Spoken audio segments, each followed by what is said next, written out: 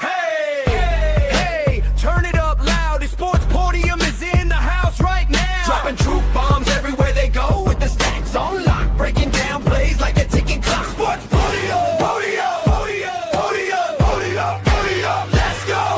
Sports podium steals the show. Sports podium steals the show. Sports podium steals the show. Sports podium steals the show.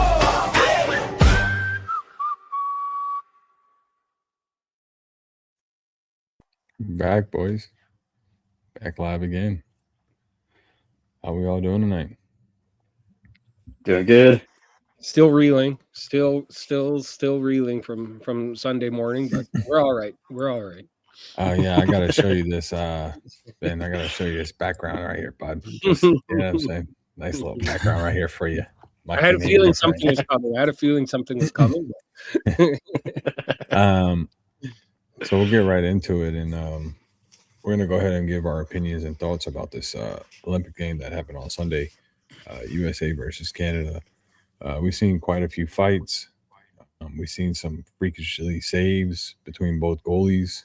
Overall, it was a good match, and we all expected it to be a very good match between USA and Canada. And the things that really stood out for USA was goalie play. I mean, the goalie for USA was very out of this world and made some saves that we would have never thought we would have seen, especially in a gold medal Olympic match. And Boston, we're going to start with you. What were your thoughts on the USA goalies play for USA? Well, first, I thought that they played exactly the way they should have played. Connor Hellebuck played the way he has played on paper, but not always played in the big game. And so he was obviously the difference maker, the MVP for USA. 41 out of 42 saves. Stood on top of his head in the third period. There's the 5-on-3 that happened. He makes big saves. Stops Devon Taves. We've all seen the picture now, the still photos of him robbing Devon Taves with his stick in the crease in a wide open net. He did everything that he was supposed to do and more. He lets an amazing shot go by Cale Makar, and he beats him blocker side, far side, where you have to be Cale Makar in order to hit that shot. So, I mean, the reality is USA goalie, Connor Hellebuck, was the MVP, and he's the reason they won. Vegas? Yeah, 100% agree. I mean, Hellebuck definitely MVP. Played amazing, like Boston said. Like, he doesn't play like how he should have played on paper, but doesn't always play. He's had some rough games in the past, but he definitely came to play and definitely was the MVP. And we wouldn't have won if it wasn't for him. Like, he definitely was the big series maker, I think, for that whole Olympic game. Ben? Yeah, I mean, obviously, I look at it from a different perspective than you guys, because it was a little bit heartbreaking. But anytime I can wake up and crack a beer at 7:00 in the morning and watch a good hockey game, I'm game for that.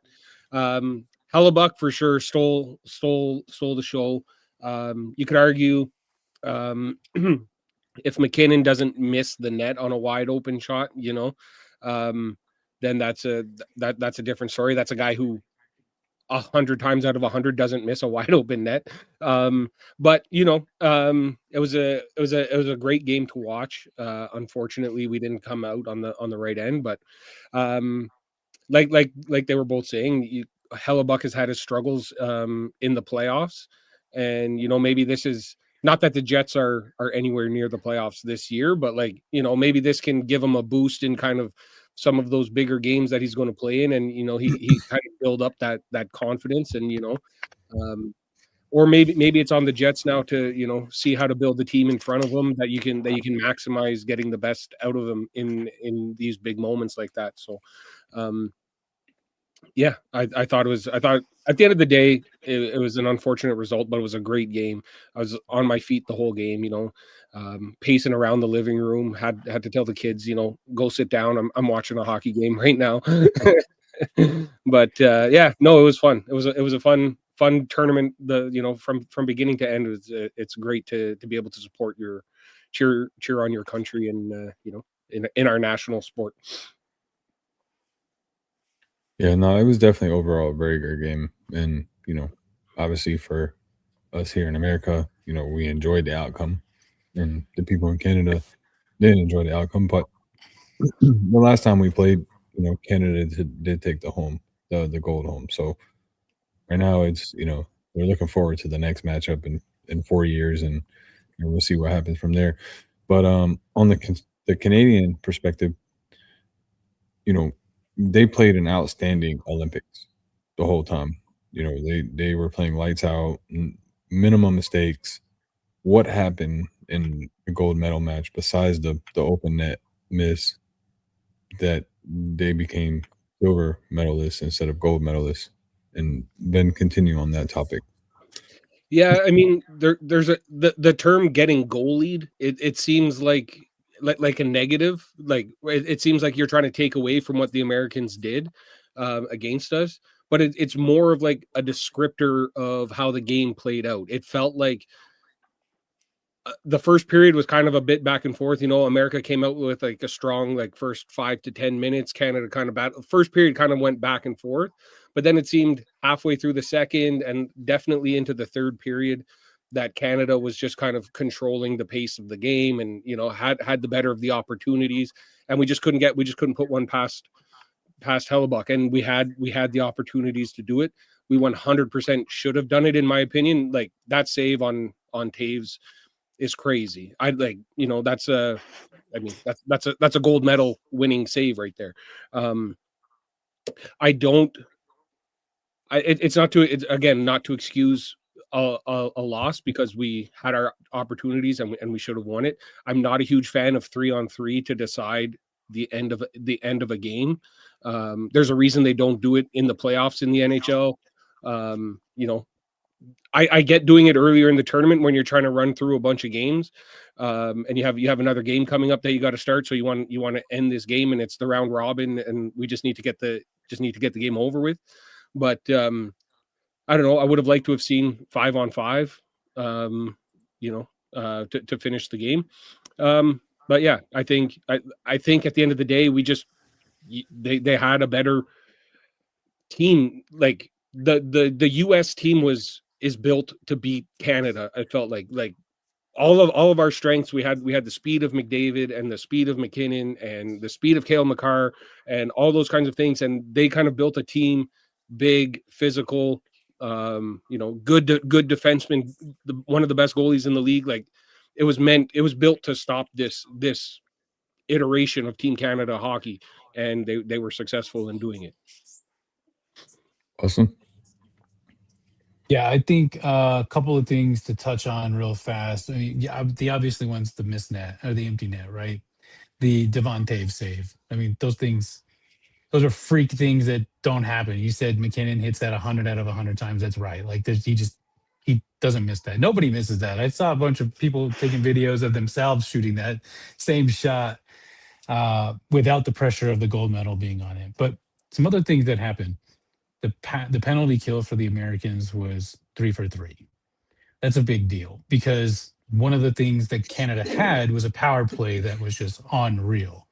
And early on in the tournament, you have McDavid to McKinnon from Makar, and they're just tic-tac-toe, pass, pass, pass. Everybody's getting a touch of the puck before it finally lands on somebody's stick who's willing to shoot it.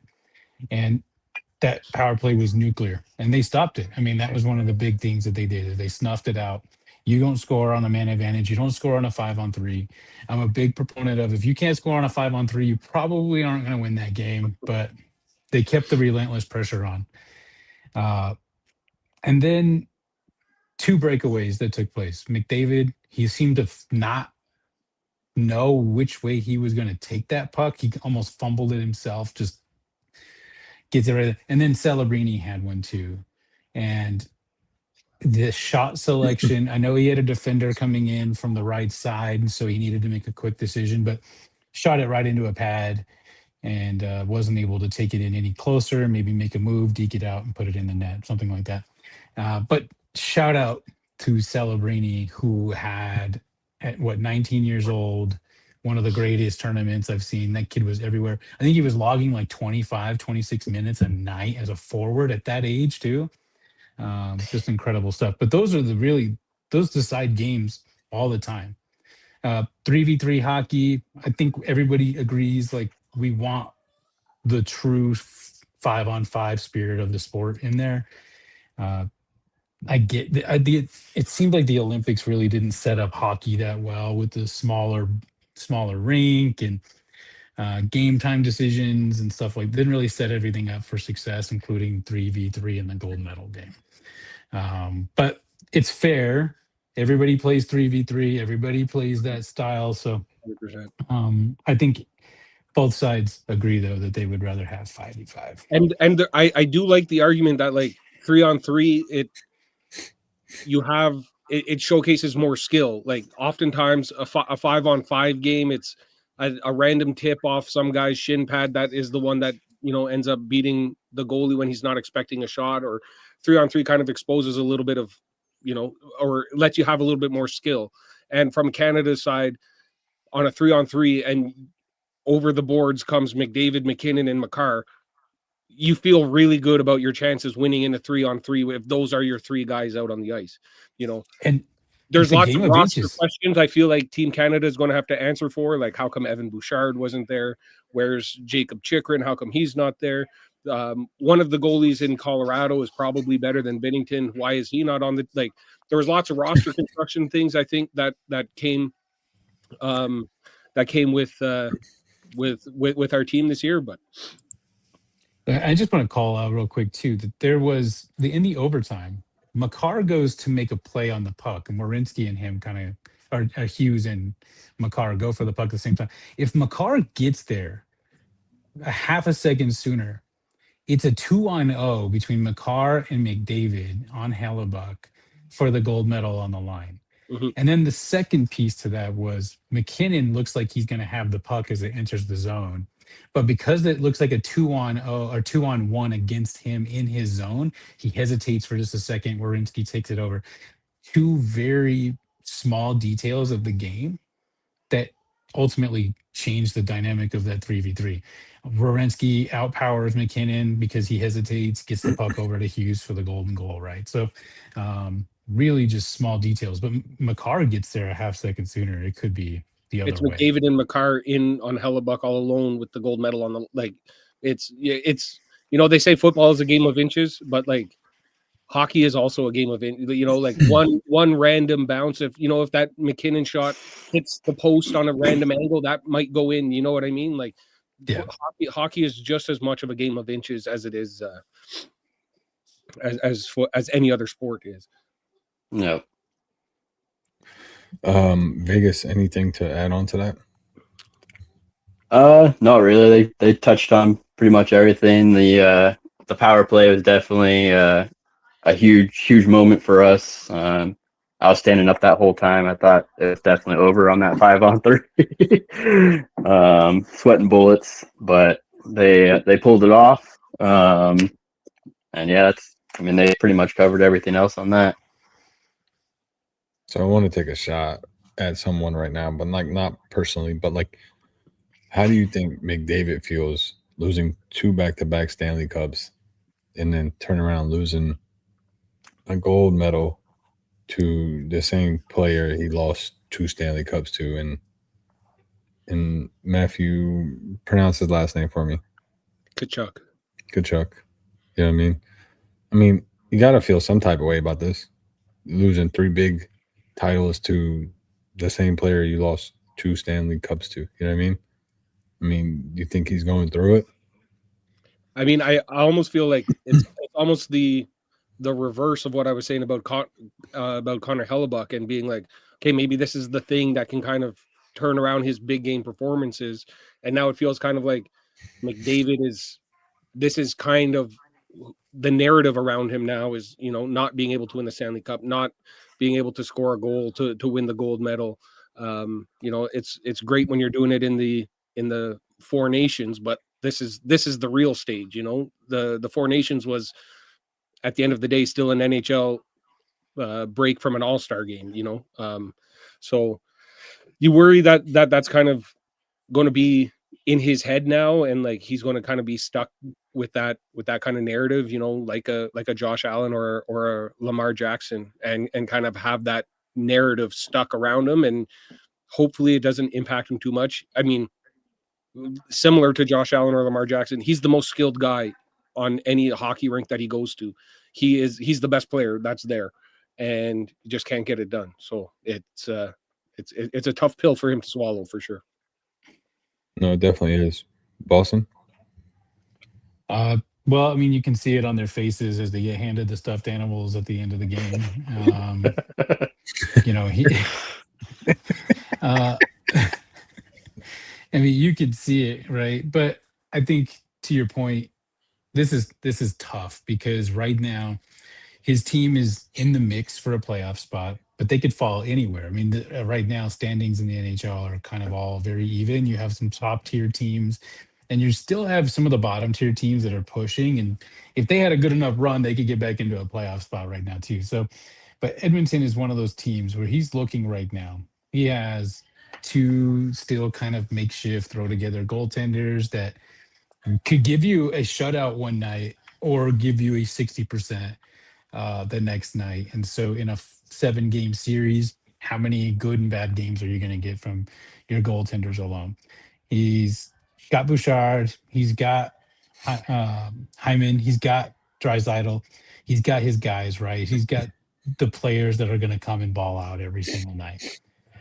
But is it going to be enough against some of these other powerhouses? You got Minnesota, who's up and coming now. You've got Dallas that's up and coming. I know Rantanen's out for 2 weeks now, or at least 2 weeks, but Dallas is still there. And you got Colorado at the top, who has two fantastic goaltenders and are now healthy. They're getting all their players back. If they're going to face these teams in the playoffs, McDavid's now thinking like, "No, I did lose 2 in a row, and I did lose the gold medal." And even if the Kachuk isn't there because Florida's kind of on that cusp of not making it, he may not make it either. It's going to be tough. I don't see Edmonton winning it this year, which would just be another wasted year because of all those reasons that I just named. He's only signed a 2-year extension. Oh no, sorry. I was just going to say to your point, that's a battle just to get out of the West. That doesn't even include who's going to be in the Stanley Cup final if they were to make it that far. You know, like you could run into a Tampa Bay in the final, and you're trying to score on Vasilevsky now, and you're like, okay, like the road for him is hard enough to begin with, let alone adding on this stressor of not being able to perform in the game. Yeah. So, I mean, immediately, I think next season, he's right back to where he was at the beginning of this season. Like, okay, well, my contract's going to expire next year. What do I really need? Am I going to need to get out of Edmonton? I know he said that he wanted to stay in that editorial he wrote to Canada about this is my home and I want to make sure we win here, etc.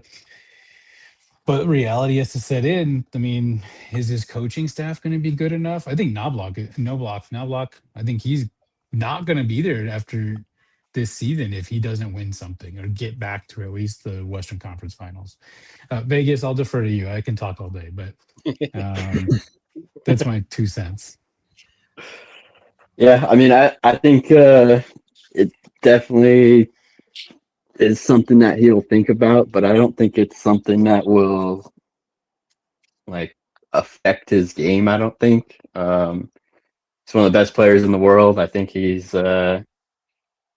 can figure out a way to put that past him and play the game of hockey. But as Boston was saying, like it's at the end of the day, are the Oilers going to be able to make it? And like he was saying, his contract's ending soon. I feel like he signed that 2-year for a reason because he didn't know what his future held with Edmonton, and he does want to win a cup. So I think, I mean, he'll definitely be thinking hard about that at the start of next season, coming into that. But yeah, other than that, I think they covered everything else on that. I think he's, like I said, I think he's a good enough player to where it won't really affect him, but it's definitely something that's going to be around the media for a long time. 100%. And the other aspect to it as well is that 2-year deal that he's on is a very, very team friendly deal. He signed that deal expecting Edmonton to go out and surround him to get a starting goalie and get, some talent around him. And so you have to wonder, not only is coaching in jeopardy, general like management in general is in jeopardy now too, because he could be making $15 million a season, but he chose not to, because you were supposed to get him help, and obviously that's not happening. So it's a tough situation all around.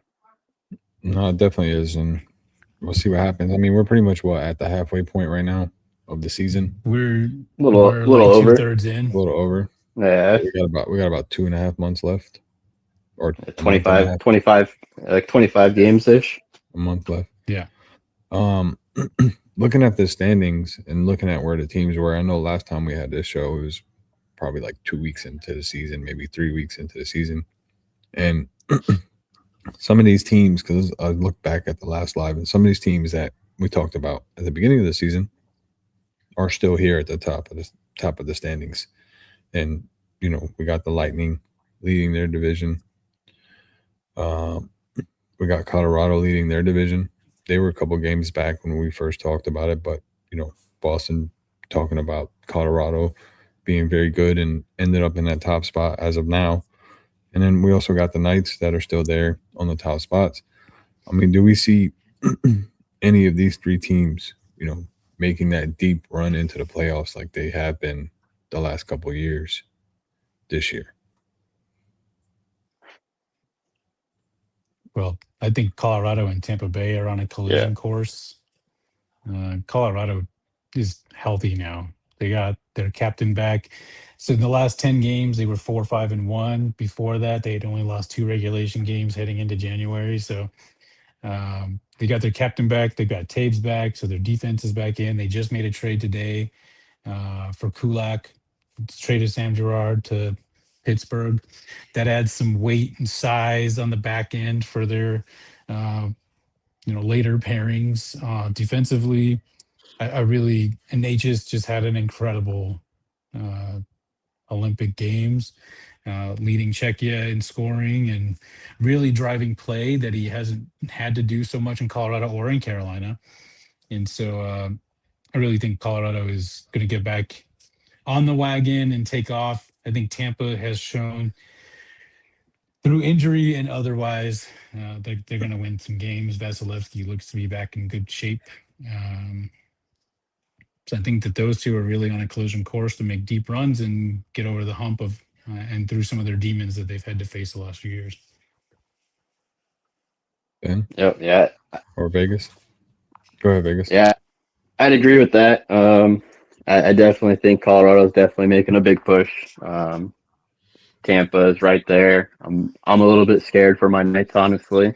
We've had a lot of OT games this year, and feel like that's one of the reasons we're up there in the standings, is just being able to squeeze by and at least push games to OT, whether we won them or lose them, but getting that point at least. So I feel like that's part of a big reason why we're up there. So I am a little nervous about us, but I definitely think Colorado is going to make a great push. I mean, they're killing it this year. Tampa Bay also started off a little slow, but they've come to play hockey. They're right there with the Avs pretty much. So definitely think those two. And like I said, I think I'm just nervous about my team as much as I want to say we will, but realistically, I'm nervous. Well, I'm happy your team is, on the top of their division, because let's not just bring up my team. The Rangers are paid. And then I got something for you, bud. You have to scroll. You have to scroll quite a bit. See that background, bud? See that back?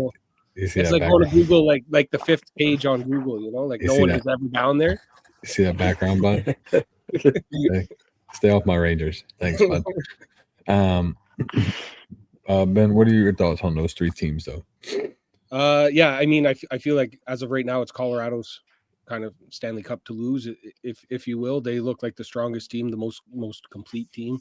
But like every year when it comes to playoff time in hockey, it's going to be about who gets hot at the right time. You know, if you look at the Eastern Conference standings right now, I think it's like 9 points that separate Florida at the 14th spot to Pittsburgh in the 5th spot. You know, there's 9 points that all the teams are in there. So if a team like Florida gets hot, wins a couple games, sneaks into the playoffs, they're just as dangerous as anybody else in the league. You know, obviously being back-to-back Stanley Cup champions is not something to be taken lightly. But you know, if they don't make it in, because that log jam, it's hard to pass that many teams as well. Like as close as you are in points, there's 10 other teams that are also that close in points, and you're battling to try and get those positions. But yeah, I think it's like I said, I think it's Colorado's to lose. I think probably maybe matchup wise, I think Tampa Bay is a good test for make a good series for Colorado. You know, they have Kucherov, a guy who's going to get you lots of points. They have Vasilevsky, a guy who can stop the puck. You know, take out some of that the goal scoring that Colorado offers. They have Hedman, who's a big physical defenseman who can help over the course of a 7-game series kind of slow down some of the fast speed that Colorado offers. So I'd love to see Colorado Tampa Stanley Cup Finals. I mean, obviously, I'd love to see the Senators in the Stanley Cup Finals, but I don't think. I think we're a few years away from being a few years away. I'll say that. Ottawa is such an anomaly to me. And they kind of remind me of I was going to say Buffalo, which is funny because Buffalo continues to go up and down too. But they get hot, and I always pick them every year. I'm like, oh, they're going to be the 8th seed. They're going to get in, and then they get to February, and then they're like, okay, let's stop playing. And you're like, no, you don't do that. You still need. You got to get to 90 points at least for a wild card. Like push. Well, Ben's used to his teams not playing in the, you know what I mean, in the finals. You know what I mean? So hey, listen, we're just happy we made it in last year. And I mean, like statistically or like points scoring wise, if you look, we have more points than we did last year at this point. It's just that the whole Eastern Conference is better than it was last year.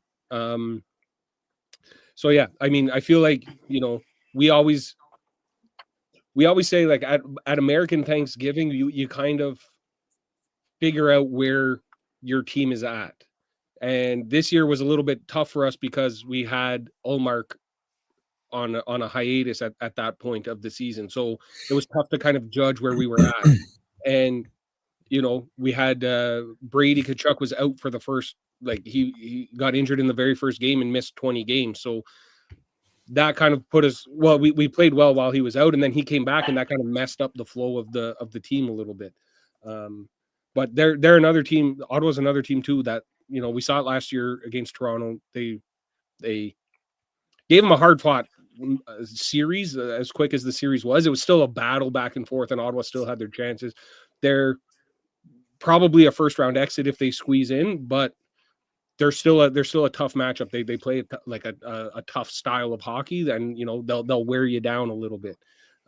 So I mean, they're tied right now with the Maple Leafs. They got the tiebreaker, but yeah, that if they get in, even if they don't get in, if they go ahead of Toronto, that's got to be some sort of like a win nationally, right? Like Battle of Ontario is will never die. It's from back in the early 2005s, 2007s.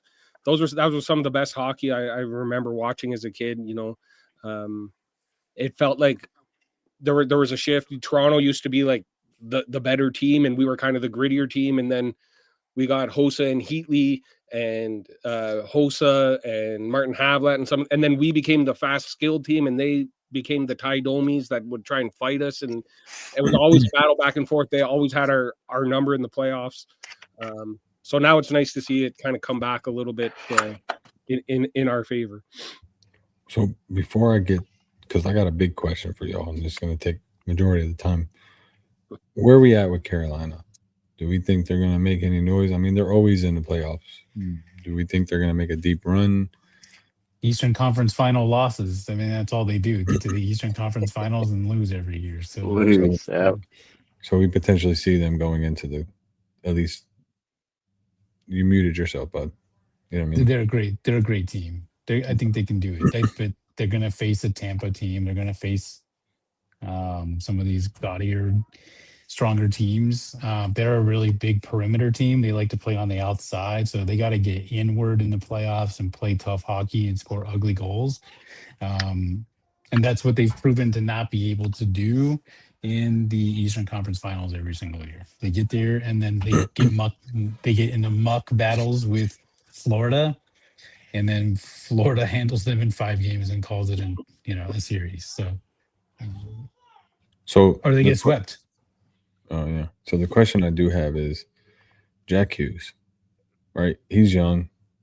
He's got a lot of career left in him. He's a very great player. Obviously, he just won a gold medal. Do we see him?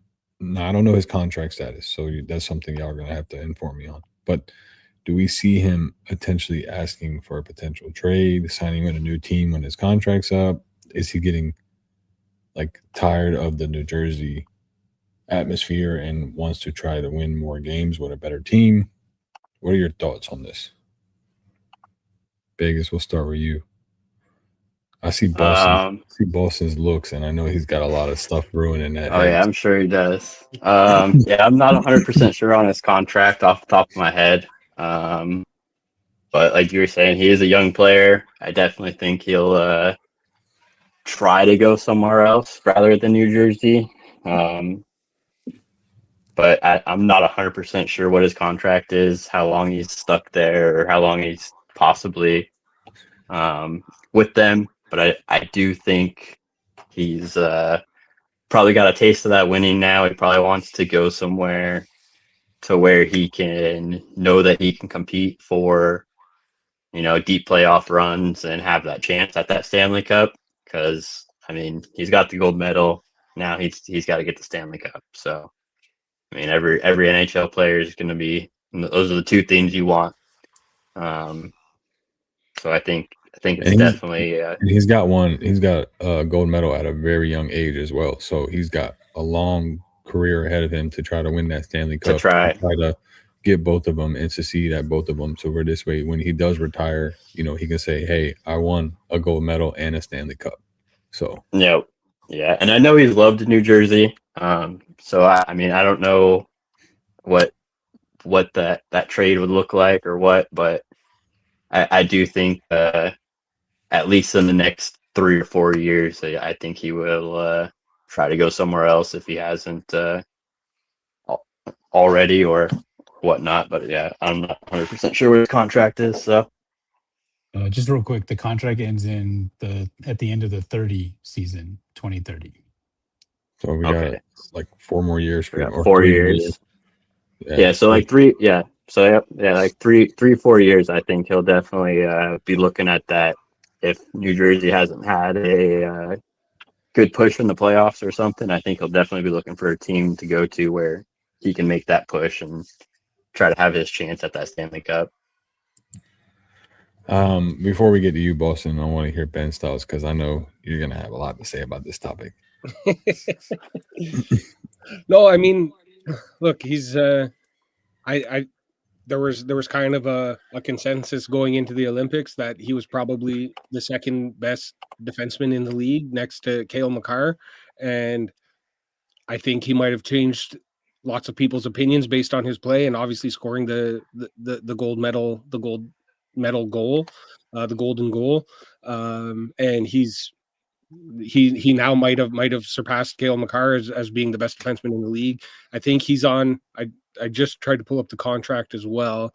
8 years, $64 million, average of $8 million a season. So he's definitely set himself up to be, a 10, 11, 12. If the cap keeps going up like they project that it does every year, Yeah. you know, he's easily a 10, $11 million a year player. I think it'll be interesting to see, you know, if he's going to want to join his brother. They obviously, it was obviously cool, and like it's nice to see them playing together on the national team. That's kind of a worry that we have here in Ottawa, is that Brady's going to leave to potentially join his brother, or want to go play somewhere in the States. We always have that worry as well. But yeah, I think anytime it comes to players of these like caliber, it's stupid to try and trade them. Like, you're way better off trying to build around them, because they're once in a lifetime players. You know, like you're not gonna be able to replace whatever you get in return. Is you're not going to be able to replace a Jack Hughes. So I think New Jersey would be stupid to trade him. But at the same time, you know, if you're just kind of meddling in the bottom half of the league and not really doing much, and the player gets frustrated and wants out, there's also not much that you can do in that situation. And I think one of the factors of going out there and winning a gold medal is it kind of fuels that hunger for winning a little bit more, and you're like, man, this is awesome, I want to keep doing this, so like, get me out of here or make the team better. And you know, if they don't make the team better, then he's out of there. Awesome. Yeah. So first things first, I think that in order for Jack Hughes to get traded out of New Jersey, a team right now would have to put a really big haul in front. The value for Jack Hughes obviously just went up with the golden goal. His play in the Olympics was really, really good. I think at some point I saw a stat that said Quinn and Jack contributed to 50% or more of the Americans' points in the Olympics. So really big deal there. So a team would need to be willing to part with prospects, player that can play right now, likely, and then draft picks. Like, it's going to be a really big haul. His contract value, I think, is like 8.5 million. I think you just said that, Ben. So something along those lines. And so that's a huge discount when the cap is projected to go way up next year and then beyond. And it continues to do more as they get more TV deals and stuff. So that's the first point I'll make, is I think Jack's going to stay probably until at least that last year of his contract, where they can get teams more involved with wanting to actually talk about trade. I do think Quinn is more likely to join Jack in New Jersey, along with his brother Luke, who plays there as well, because Quinn's contract is up next season. And so when that contract is done, he's more likely to go free agency. Now, Minnesota is a place where he has stated he likes playing, he likes being there, and that's only through the last, couple of months of the season where he got traded from Vancouver, and so on. So if Minnesota keeps winning and he continues to be a catalyst for that team, then maybe that doesn't happen. But if Minnesota continues to fall out in the first round, they keep getting these ugly matchups with other central opponents and so on, including against Cale Makar. It might be one of those things where you see Quinn decide to make his way east and join his brothers, and kind of see what happens there. I think that's really the only points that I'm going to make is, anything can happen. You see crazy trades in sports. At least once, twice a year, depending on the sport. I mean, you had Luka get traded last year. Nobody saw that happening. You never know. Some superstar can get traded. Mikko Rantanen got traded last year. While it was traded at one point. Yeah, several times. I mean, it happens. Wayne Gretzky was a St. Louis Blue. People forget that sometimes. Like, it happens. I don't know that you'll see the Hughes brothers change colorways quite yet, though. So do you think players will want to go play with Hughes in New Jersey? What's more realistic? Hughes leaving New Jersey, or more players wanting to go play with Hughes in New Jersey? I think right now they're more likely to want to go play in New Jersey. I think as long as Markstrom is back up and into shape and plays at a high level, their goaltender, and they get back up into or they stay in playoff contention, I think that they were really hot to begin the year. The only last point I'll make on Jack Hughes is he's injury prone. And I know that he got injured in the gold medal game, his tooth knocked out and what have you, and he stayed in, he's going to play, and that doesn't take him out of the NHL games either. But just before the Olympics, he was injured. Last year, injured. Year before, there was injuries. And so he's a smaller guy, and he tends to get hit really hard. And so injuries happen. That might also take away some of that value of being traded.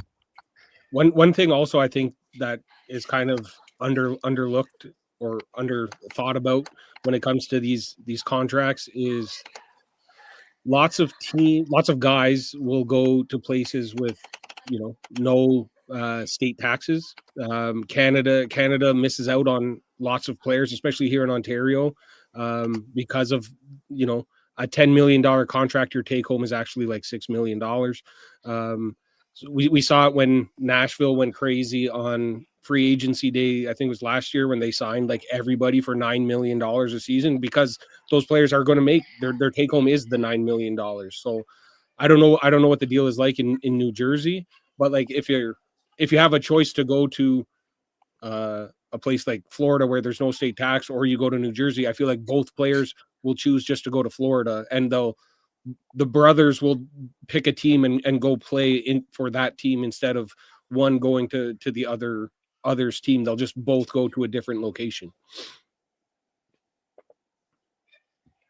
Yeah, I mean, I guess we'll have to wait and see. I don't think he gets traded before his contract is up anyways.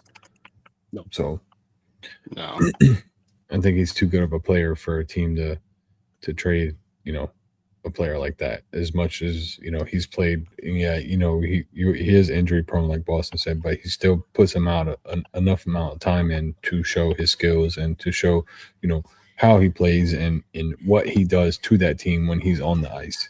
You know what I mean? Speaking of players like that, I know we touched up on a little bit earlier when we were talking about the Olympics and stuff, but McDavid, do we see him potentially leaving and trying to find a team where he can start ring chasing or cup chasing, I should say?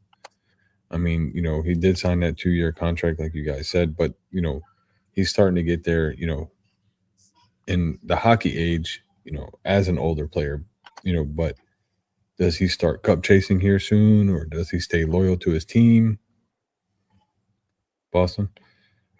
I think it'll be dependent on what Edmonton does move-wise, whether that be players, personnel, or general managers, coaching staff. I think it'll all be dependent. So if they don't make it this year, for instance, they gotta do something about their goalie tandem and give him some confidence there. At least one significant starting goaltender. I know that's tough. Teams aren't trying to give up their starting goaltenders right now, and the parity amongst all the teams in the league says you shouldn't.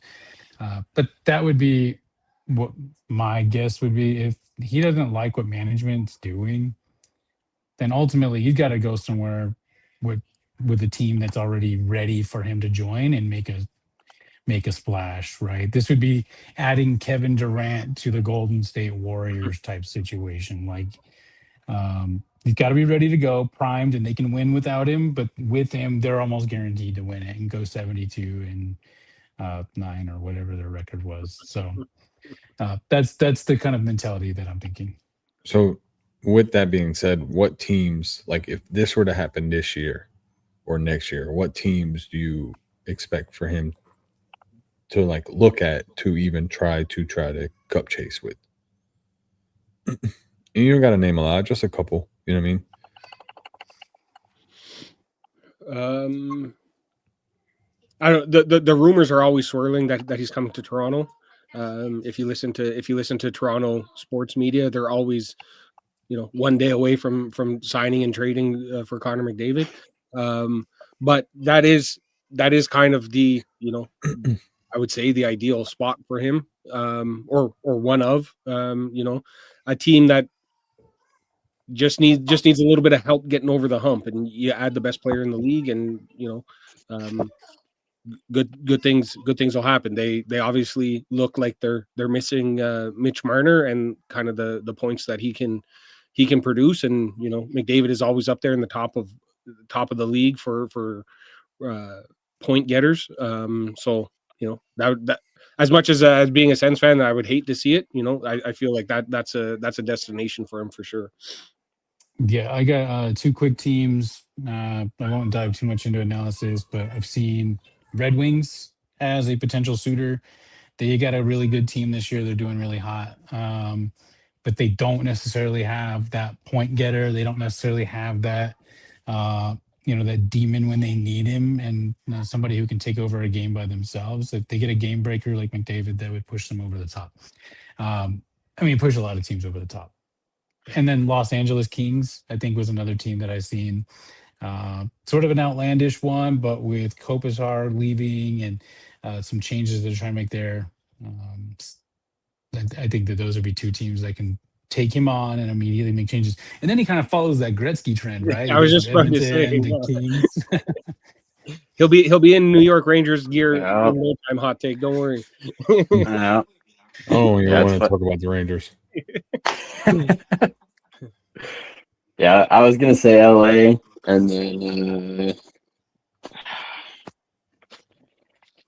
I honestly don't know. Like, it kind of goes back to that Jack Hughes thing too. Like, who's gonna be able to afford this guy at the same time? Like, you're gonna have to make some moves to be able to put him on your team. So he's gonna have to go to a team that's trying to rebuild or something.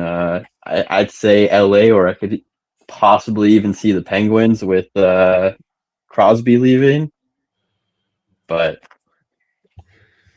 I mean, think that's you've not a seen bad he's- that's not a bad fit though.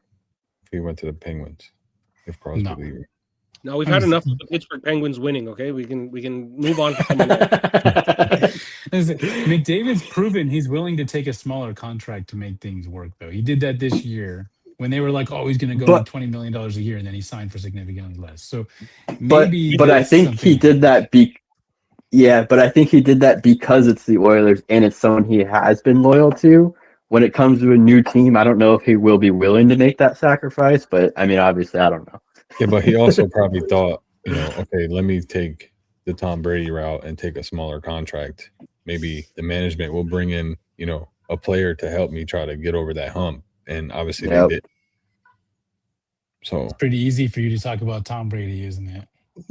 very easy. You like bringing up Tom Brady. Just so Very easy. No, you can't take any digs because you won against him. I got you. Very easy to talk I about. think when it comes to McDavid in Edmonton, though, he's going to want to see like how the Maple Leafs, got rid of Mitch Marner. He's going to want to see the team actually do something. Even if it doesn't work, you want to at least know that the team is trying to make something happen. Right now, it just feels like they just keep rolling out the same thing year after year, hoping for a different result. So if they want to keep him, maybe that means, Hyman is on the move or something in order to get a starting goalie and you're good and we can move forward. Or, maybe it's a nurse that has to go out to bring in some more, whatever. He's going to want to see something like that, or I feel like he'll be out the door. Yeah. Well, here's a question for you. Do Krakens make a run? Real quick, I saw the question. The Kraken have a winning record, but they also have a negative goal differential. I was just literally looking at that. It's not a good indicator that they're going to make a run. They don't have a good offense. They do have a solid defense, and Grubauer's played better this year as a goaltender. But negative at this point in the season does not usually equate well as teams are starting to make a push to the playoffs. So I don't think so. That's usually like he was saying. Usually, when you're looking at the standings and you see all the everybody is in so close, you just look at the point differential of like, okay, I trust this team to actually be the team to make the run because maybe they got a couple bad bounces, but they're a plus 20 point differential. Or when you look at the Kraken and they're a negative differential, you're like, okay, there's something else going on here in order for them to be in the spot that they're in. Yeah, I agree. I don't think they'll make a push at all. I honestly could see them getting pushed out before the start of the playoffs.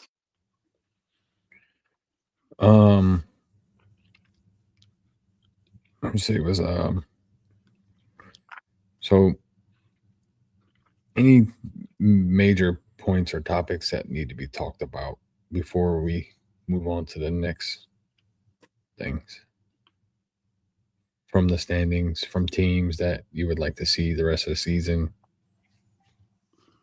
I just want to see Ottawa finish above Toronto. That's it. It's a good season if that happens for me. Yeah, I'm in cup or bust right now as a Colorado fan. Like it's a terrible amount of pressure because I'm going to get heat if my team doesn't win it. I'm going to have the worst offseason. It doesn't matter.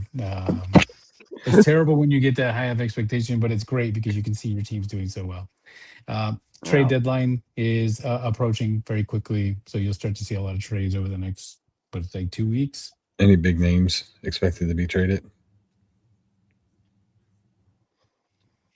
I feel like one of the biggest names, Panarin, was already traded. Like the NHL now seems to kind of be like I remember growing up as a kid, it would I would take trade deadline day. Like I wouldn't go to school that day. I would just sit home and watch all these trades happen.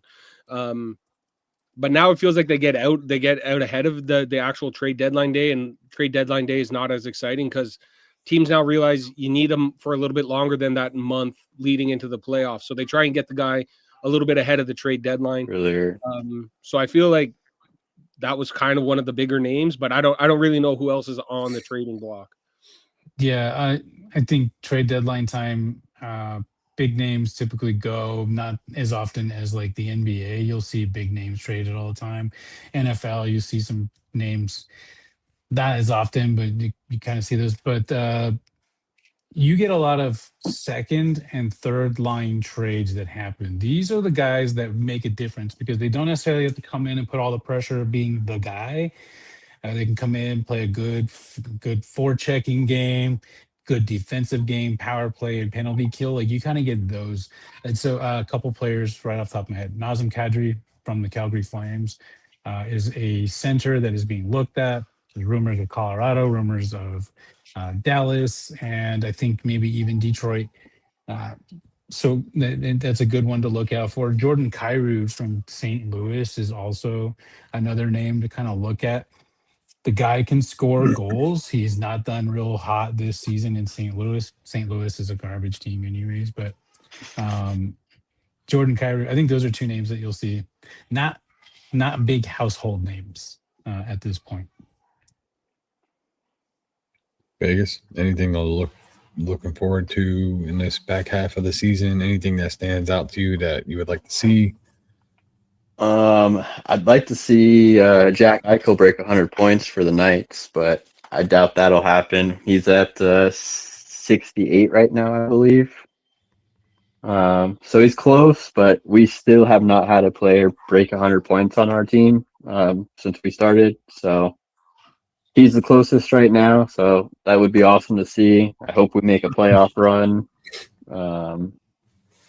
Yeah, I hope my team does good.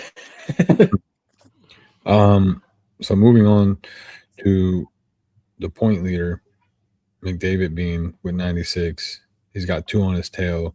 Do we see McDavid staying as the point leader for the rest of the year? He just got a stuffed animal. So yeah. What's with you in this stuffed animal? Unless he's got some kind of like Olympic hangover, that's what kind of make him crash out for a week or two. As long as him and Draisaitl are paired up together, I don't see it. I don't see it changing. Yeah, I don't.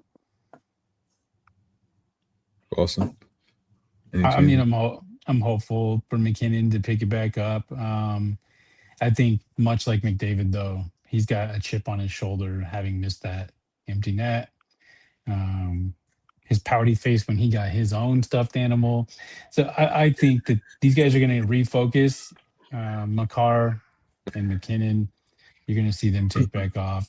But I don't know if it'll be enough to catch McDavid. There's a pretty good distance right now between the two of them. And Hyman is healthy. So it's really just – it's McDavid's to lose. And then the goals is McKinnon and McDavid. But like you said, McKinnon's got, a 6-goal difference on him. So that's going to be a little harder for him to, catch up to as McKinnon, keeps scoring goals. And so He's we can, scoring in different ways this year. He hasn't done. He's in front of the net a lot more. I don't think that he'll give up the goal lead, but he may not catch him in points because he's not. He's not at the same assist level as he has been. I mean, he's still great, obviously otherworldly, but that's what yeah, McDavid. we know where a little bit of the biasness is coming from there, but it's no big deal. We respect it on this show. And then obviously the plus minus is also as well McKinnon in the lead by a significantly amount of numbers there. The last couple of things I do want to talk about before we hop off this. I want to know your final or your Stanley Cup predictions.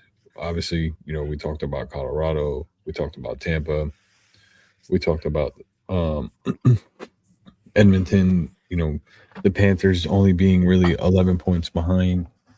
All this stuff. But I want to know deep in your head, who you really expect to see in this Stanley Cup Finals. I know we still have a month and a half to go, and anything can change. Obviously, these teams that we talked about on top could literally drop from first to eighth, position and barely make the playoffs. But you know, at this point, we know teams are pretty much identified. We see the identities of these teams, and it's only going to get better or worse for some of these teams. Vegas, obviously, you want your Knights in there, but I want a great Stanley Cup matchup that you think that we have a potentially of seeing this year. I mean, if we were to go right now, I definitely, like we've talked about earlier, it'd probably be Colorado and Tampa. Is like if we were going into the playoffs right today, that's probably who I would have. But I'd love for my Knights to be in there, but I definitely don't think we're getting past some of these teams in the West to get that. Ben? Yeah, I mean, I feel like that's that if you're having to pick right now, it's Tampa and Colorado. But the issue I have right now is I really don't have faith in any other team. Like unless the Panthers squeak in, then I'm like, okay, these guys are kind of there's always two teams. There's the regular season team, and then there's the team that's built to wear you down on a 7-game series and kind of take over and make a long playoff run. But I don't see the Canadiens being able to do that. I don't think the Hurricanes are able to do that. It's really going to be for me between Tampa and if Florida gets in the East. And then on the West, like I said earlier, I don't see anybody, really slowing down Colorado. A team I would like to see just because of I like when I watch them on TV. I like kind of the atmosphere that comes around it is the Dallas Stars. Like they have a great home ice advantage. Like that crowd in Dallas is hype. Yeah. It feels exciting. So I would like Yeah, to see like- them on a run. And so Dallas doesn't play in championship games, right? They had the greatest American player in Mike Modano, who I was a fan of growing up. I used to write Mike Modano's name on the side of my stick as my the guy I wanted to be when I was a kid playing hockey. But yeah, that's just a kind of a random team that I that I've always kind of had cheered for quietly. So I'd like to see them. I'd like to see them make a run. Boston. Yeah, I think the Colorado Tampa conversation will continue, but I think a fun one would be Colorado Detroit. Bring back that old 90s feel. I know there's a Brian Dudek somewhere out there cheering for that. He wants to see his Red Wings in there. But I think that would just be fun. A heated rival. They went back and forth this year already. Once Colorado lost for the first time in a long time, I think like 8 years, to Detroit at home. And a back-to-back. So very interesting. I think it would just be a fun one. I would like to see Carolina get in there. I think they've been there to the Eastern Conference Finals like 3 years in a row. I don't really have anybody else that's fun that I would like to see there. The Western Conference rolls through Colorado right now. Kraken aren't going, Ducks aren't going. Oilers have a chance, but we've already seen them 2 years in a row. So what's going to change there? I would And like to see the Golden. cup come north of the border. So, Edmonton seems to be our best shot. So I'll be cheering for Edmonton as well. Yeah, Staying in the U.S. Sorry. yeah, probably at least this year. Another fun team that just could get there. Penguins have been surprising. Sabres are right there as well. I think they could just be fun teams to see them get in. Fun atmospheres back at their cribs as well. I just want to see something fun, but it does seem like Colorado Tampa will be dancing later. We'll see in the next 30 games how that works out. Any chance for Islanders? Just out of curiosity, the Islanders. Actually, they look great this year. Patrick They Waugh look has really them. good. They look great this year. Schaefer looks fantastic. He was another person that should have been on an Olympic roster. They do have a shot. They don't play a brand of hockey that is like fantastic to watch, but they play good hockey all the time. Patrick Waugh's got them playing at a high level, so they could be good, Patrick man. I Waugh's think that also they. like a complete psychopath. Like Yeah. anything is possible when he's behind the bench. It's fun to watch. Yeah. So they're a fun team for sure. Barzal looks good too. I mean, yeah, that's a team that could be in there and in the mix. They could drag somebody through 7 games a few times and see what happens. Well, boys, anything we missed? Anything that wants to be said? I do have one question for everybody here though. Do you guys like do you prefer the 1 through 8 playoff, or do you like the way that it's with the conferences and the 2 wild card spots now? Because I feel like we get like we were saying with Carolina, you get like a quote unquote layup first round if you're like playing against that weaker conference. But like I feel like the 1 to 8 is you're just kind of it's better matchups, even playing ground 1 through 8 style versus. Or do you think you do a 1 through 16 whole league in one playoff bracket? It's actually a very good question. So Yeah. go ahead, Vegas. I like that. I like 1 through 8, honestly. But I don't mind the way it is right now with the wild card. But like you said, I do think we would get a lot better matchups if it was the 1 through 8. That would be the way I preferred, but I'm not.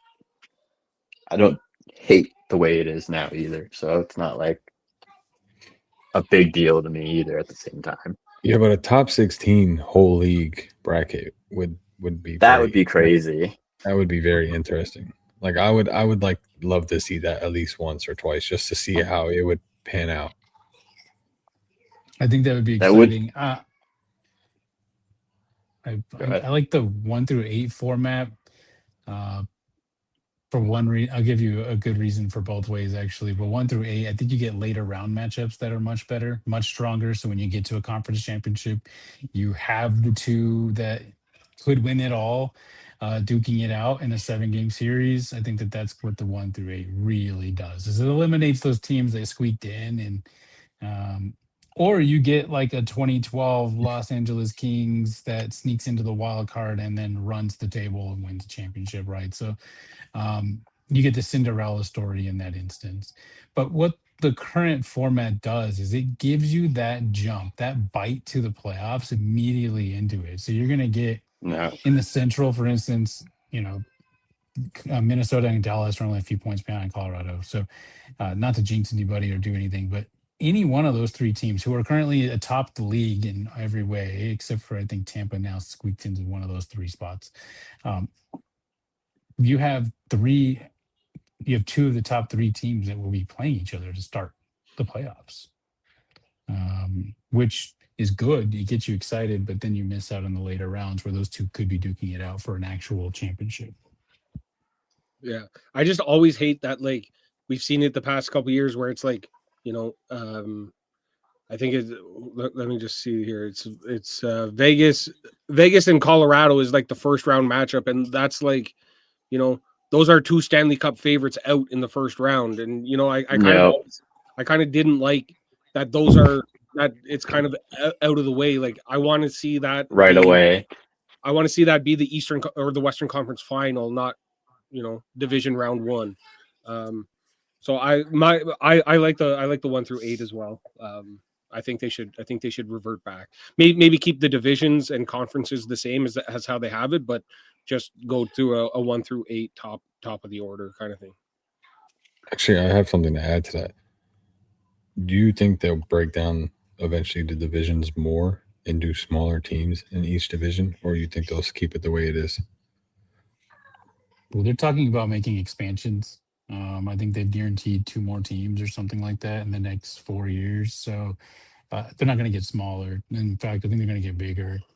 Yeah. No, but I'm saying though, like instead of having 8 teams or 7 teams in each division, do they do like the NFL style and start doing 4 or 5 teams in each division? Oh, I see what you mean. Yeah, I've not seen any talk on that. Not to say that it hasn't happened, but I don't think so. I think it just becomes a lot of movement. But they already travel like a lot, and you got to play every team at least once, I think is the rule. Like, or you have to play every team at least twice. You have to play like on the road and at home for every team, and like more divisions just creates more travel. It probably extends the season. Like, I don't see it working out, but would be fun. I mean, I'm all for expansion, and getting. I agree with that. Well, boys, I think that wraps up everything, and I appreciate y'all joining me on this show, and look forward to doing it next time when playoffs is around and we get to talk about what's going on in the playoffs. Ben, tell the people where they can find you at. I know your X account got hacked recently and you started a new one. Make sure you follow my boy. I was at Mafia Members Podcast, but got hacked. No response from Elon Musk. Doesn't matter how many DMs I send him. But you can follow me now at Ben_A_sports. Get that trash off the screen. No, like I said before the show started, you guys can keep the crown warm. We're coming for it next time. But yeah, that's where you can follow. That's where you can find me at Ben A Sports. Come give me a follow. I'll be talking. Obviously, Buffalo Bills football is the main thing, but also lots of hockey as well. Especially as we get ready for another Stanley Cup playoffs. Vegas. Yep, Vegas. You can find me on Twitter at VGK Hockey Freak. Mostly just talking hockey and lots of Golden Knights hockey for sure, but all hockey. Boston. Dip, you can find me at Boston Cashews 5 on both Twitter and revamping my Instagram a little bit here and there as well. Please, you can find me at the same handle there. Questions, comments, concerns. You can find me. I won't always answer your DM if you have concerns, but I will if you have compliments. So please send them my way.